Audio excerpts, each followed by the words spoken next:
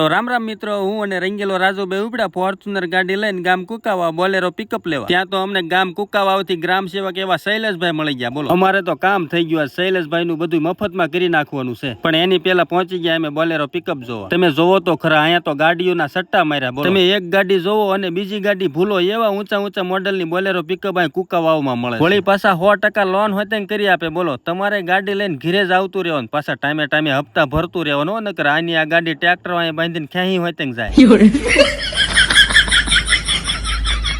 ગાડીઓ તો બધી બહુ સારી હતી, પણ અમારે કઈ હપ્તાનો મેળ થાય એવો નતો, એટલે પછી અમે ત્યાંથી ઉપડ્યા શૈલેષભાઈ નું મફતમાં ખાવા હોટલમાં. પછી તો સાહેબે માથું હરખું કરીને હોટલમાં એન્ટ્રી મારી. હો ટાટા ટાટા ટાટા ટાટા. તમને તો ખબર જ છે, અમે મફતનું ખાવા આટું જન્મા છે. પછી અમે શૈલેષભાઈ ના પૈસે કાજુ મસાલા મંગાવ્યું.